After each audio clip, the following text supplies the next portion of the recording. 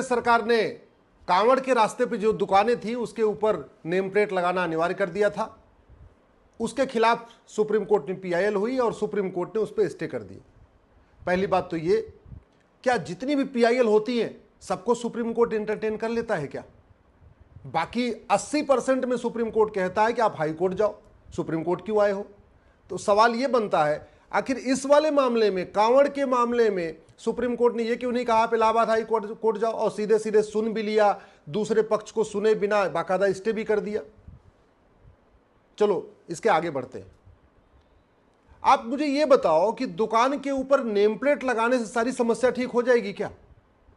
दुकान के ऊपर नेम प्लेट लगाने दे से वो जो नफरत वाली सोच है, पाक नापाक की सोच है, हराम हलाल की सोच है, वो सोच खत्म हो जाएगी क्या? आखिर क्या कारण है कि भारत में हिंदुओं के जो खान पान के सामान है उसके ऊपर कन्वर्टेड हिंदू थूकते हैं, पेशाब करते हैं, लैट्रिन करते हैं? आखिर क्या कारण है कि हिंदू जो माला फूल खरीदते हैं भगवान को चढ़ाने के लिए, या जो प्रसाद खरीदते हैं भगवान को चढ़ाने के लिए, उस पर कन्वर्टेड हिंदू पेशाब भी करते हैं, थूकते भी हैं, लैट्रिन भी कर देते हैं? अरब के लोग आके थोड़ी थूक रहे हैं, विदेश से लोग आके न तो थूकते हैं, न पेशाब करते हैं, न लैट्रिन करते हैं, कुछ नहीं करते। कर कौन रहा है? जो 400-500 साल पहले हिंदू थे, आज की डेट में वो कन्वर्टेड हिंदू हो चुके हैं। मैं आपको केवल इतना बताना चाहता हूं, कन्वर्टेड हिंदू कितने खतरनाक हो जाते हैं इसको आप इससे समझ लीजिए, क्योंकि थूक भी रहे हैं, पेशाब भी कर रहे हैं, लैट्रिन भी कर रहे हैं, माला फूल पे भी थूक रहे हैं, प्रसाद पे भी थूक रहे हैं, चाय में भी कुछ कर रहे हैं, रोटी पे भी कुछ कर रहे हैं, चावल दाल में भी कुछ मिला रहे हैं, सब्जी में भी लैट्रिन पेशाब कर रहे हैं, सब कर रहे हैं। तो इसका समाधान क्या है? नेम प्लेट लगाने से सब ठीक हो जाएगा क्या? मेरा मानना है बिल्कुल नहीं, कुछ फर्क नहीं पड़ेगा। आप समस्या की जड़ में जाओ। सवाल यह है कि जब बच्चा छोटा होता है वो न तो हिंदू होता है, न मुसलमान, न पारसी, न ईसाई। अल्टीमेटली जब वो बड़ा होना शुरू होता है, जब सोचने समझने लायक होता है, तब वो कोई हिंदू बन जाता है, कोई मुसलमान, कोई पारसी, कोई ईसाई। बच्चा हिंदू मुसलमान इस आधार पे बनता है कि वो आंखों से क्या देख रहा है, कानों से क्या सुन रहा है, और क्या भोजन कर रहा है, कैसी उसकी स्कूलिंग है, क्या उसको पढ़ाया जा रहा है, क्या उसको सिखाया जा रहा है। अगर किसी बच्चे को बचपन से ये बार बार सिखाया जाएगा कि जिसकी मैं इबादत करता हूं केवल वही इबादत के लायक है, दूसरा कोई इबादत के लायक ही नहीं है, तो रेडिकल हो जाएगा। अगर किसी को बचपन से ही सिखाया जाएगा कि जिस तरीके से मैं इबादत करता हूं यही इबादत का सही तरीका है, जो दूसरा जो नहीं मानता है वो नापाक है, वो हराम है, उसको मारा भी जा सकता है, उसको काटा भी जा सकता है, उसके ऊपर थूका भी जा सकता है, उसके ऊपर पेशाब भी किया जा सकता है, सब कुछ किया जा सकता है, तो रेडिकल हो जाएगा।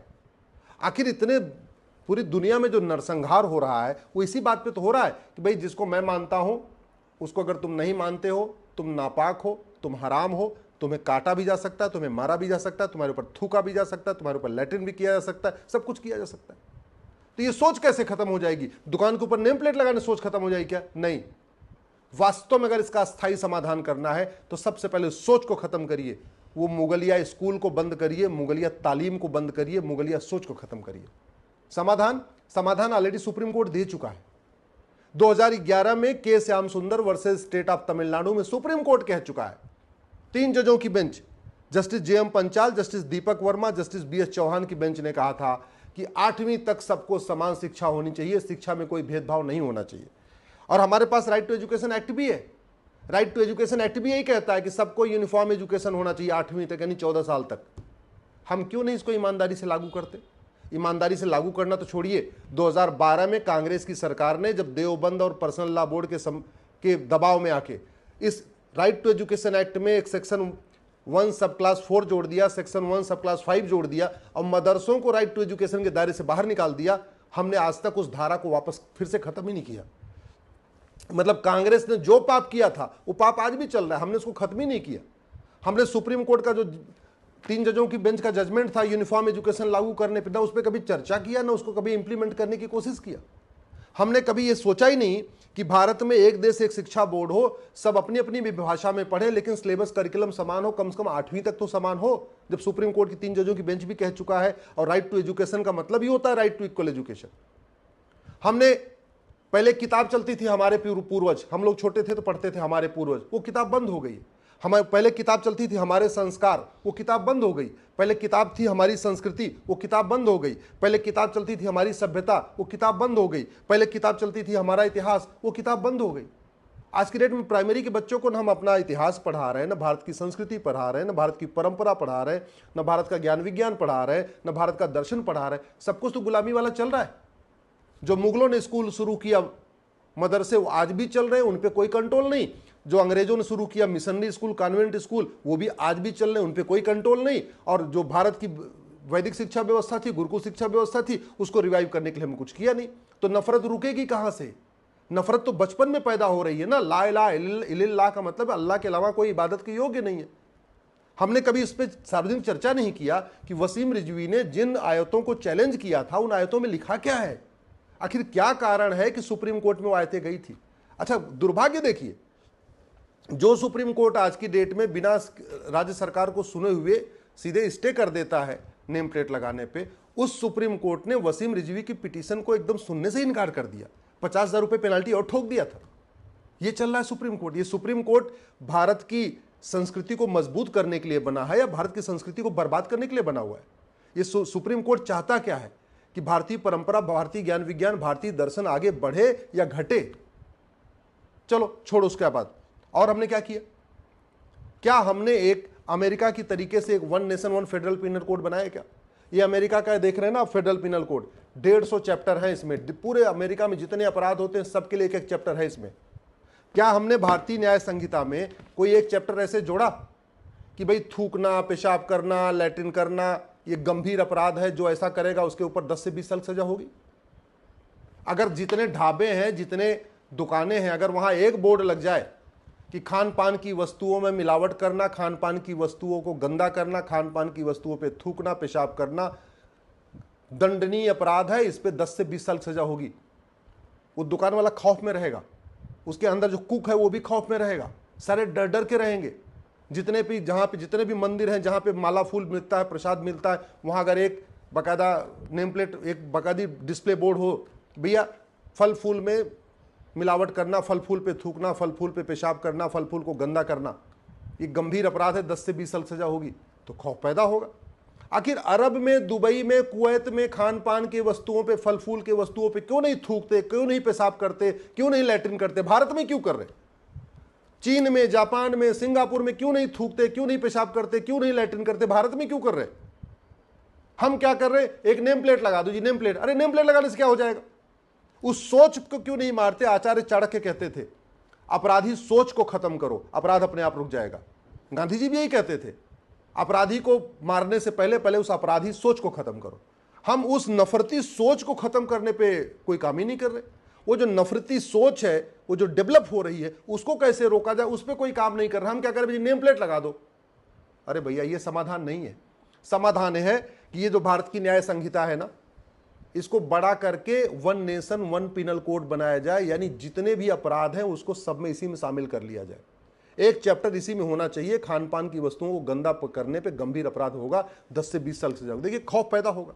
शिक्षा में संस्कार हो, कानून का खौफ हो, मिलावटखोरी बंद। शिक्षा में संस्कार हो, कानून का खौफ हो, थूकना बंद। शिक्षा में संस्कार हो, कानून का खौफ हो, पेशाब करना बंद। शिक्षा में संस्कार हो, कानून का खौफ हो, ये जो दाल में, सब्जी में, हलवे में जो लैट्रिन की जा रही है बंद हो जाएगी, 100% बंद हो जाएगी। लेकिन पहले शिक्षा में संस्कार तो देना पड़ेगा।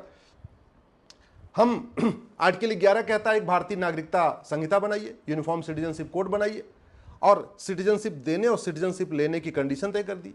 हमने आज तक कुछ बनाए नहीं। हमने आज तक एक नागरिकता कानून नहीं बनाया जिसमें यह लिखा हो जो भारत को नहीं मानेगा, भारत की संस्कृति को नहीं मानेगा, भारत की परंपरा को नहीं मानेगा, भारत के ज्ञान विज्ञान को नहीं मानेगा, भारत के दर्शन को नहीं मानेगा, उसकी नागरिकता खत्म कर देंगे। ऐसा हमने कानून बनाया नहीं। संविधान का आर्टिकल 11 कहता है ऐसा होना चाहिए, हमने नहीं किया। संविधान का आर्टिकल 14 कहता है equality before law, equal protection of law.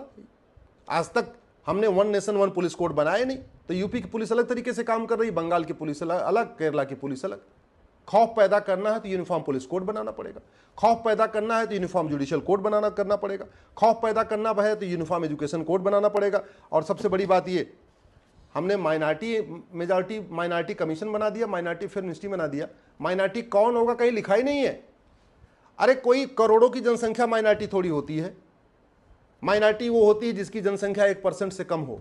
Minority वो होती है जो सामाजिक रूप से बिल्कुल पिछड़ा हो, कोई सामाजिक वजूद ना हो। माइनॉरिटी वो होती है जिसका कोई आर्थिक वजूद ना हो। माइनॉरिटी वो होती है जिसका कोई राजनीतिक वजूद ना हो। यहाँ 9 राज्यों की डेमोग्राफी बदल चुकी है, 200 जिलों की डेमोग्राफी बदल चुकी है, 1500 तहसीलों की डेमोग्राफी बदल चुकी है, 200 संसदीय क्षेत्रों में जो कम्युनिटी डिसाइड करती है कौन जीतेगा हारेगा, उसको हम माइनॉरिटी बना रखे। 25 करोड़ के आसपास आबादी हो गई, उसको हम माइनॉरिटी बना के रखे हुए। और जो कम्युनिटी कभी रूल कर चुकी है, शासन कर चुकी है, तो माइनॉरिटी हो ही नहीं सकती। इसका मतलब भारत में क्रिश्चियन तो कभी माइनॉरिटी हो ही नहीं सकते क्योंकि उन्होंने 200 साल राज किया। मुस्लिम कभी माइनॉरिटी हो ही नहीं सकते क्योंकि उन्होंने 500 साल राज किया। और मुस्लिम और क्रिश्चियन इसलिए भी नहीं माइनॉरिटी हो सकते कि 1% से ज्यादा है। मुस्लिम और क्रिश्चियन इसलिए भी नहीं माइनॉरिटी हो सकते कि उनका बाकायदा आर्थिक वजूद है, बहुत सारे एरिया में उन्हीं का राज्य चल रहा है। आप उदाहरण के लिए पूरा सब्जी का कारोबार, बढ़ई का कारोबार, पेंटर का कारोबार, ऑटोमोबाइल का रिपेयरिंग का कारोबार, ऐसे दुनिया भर, नाई का कारोबार, धोबी का कारोबार, सारा कारोबार तो मुस्लिम्स के पास है। एक छत्र राज हो चुका है उनका। जितनी सब्जी मंडियां देख लीजिए, जितनी फल मंडी देख लीजिए, तो वो माइनॉरिटी कैसे हो सकते? ना हमने माइनॉरिटी को डिफाइन किया, ना हमने भारतीय नागरिकता संहिता बनाई, ना हमने भारतीय शिक्षा संहिता बनाई, ना हमने भारतीय पुलिस संहिता बनाई, ना हमने भारतीय दंड संहिता बनाई, ना हमने समान शिक्षा लागू किया, ना हमने कठोर कानून लागू किया, ना हमने कोई भय पैदा किया। ना शिक्षा में संस्कार है, ना कानून का खौफ है, तो थूक भी रहे हैं, पेशाब भी कर रहे हैं, लैट्रिन भी कर रहे हैं, सब कुछ कर रहे हैं। इसका समाधान ये नेम प्लेट लगाना नहीं है। समाधान है कानूनों को बदलना, कानूनों को परिवर्तित करना, समान शिक्षा, समान नागरिक संहिता, समान दंड संहिता, समान पुलिस संहिता, समान व्यापार संहिता लागू करना, समान नागरिकता संहिता लागू करना। यह अस्थायी समाधान है, बाकी सब टेम्परेरी है।